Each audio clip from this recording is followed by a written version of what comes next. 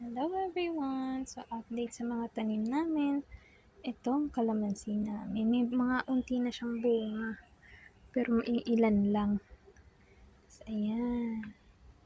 Mas maraming sili. Ito, ano yan? Apple. And then, sili, apple, kamatis. Mag-orange-orange na yung bunga. Ito. Bell pepper namin, malaki-laki na rin. Unti.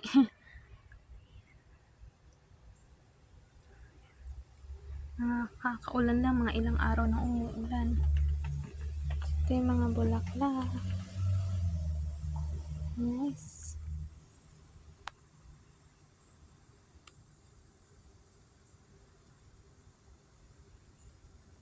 Ngayon pupunta naman tayo dun sa raised beds.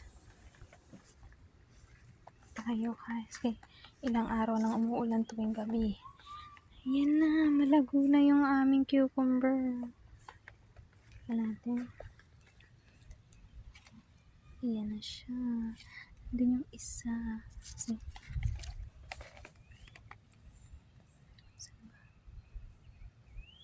Ayan naman. Kung may isa pa dito, lumaki na. Ayun, dito tayo sa kabila. Ayan. Isang bunga.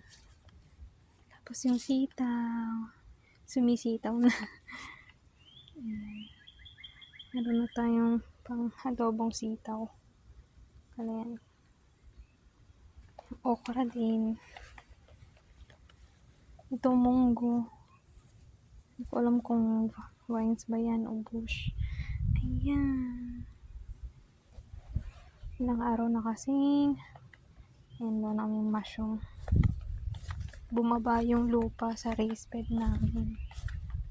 Ito na sila. Luya.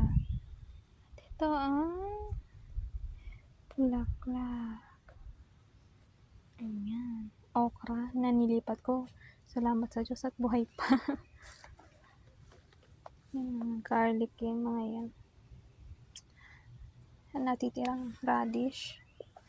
Black oops. Daming snail. Ang araw na kasing umulan.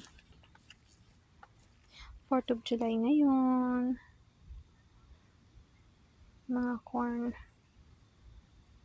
Ko alam kung kumusta naman yung tangkad pa sa akin. Ayan. Eggplant namin. May eggplant pa naman.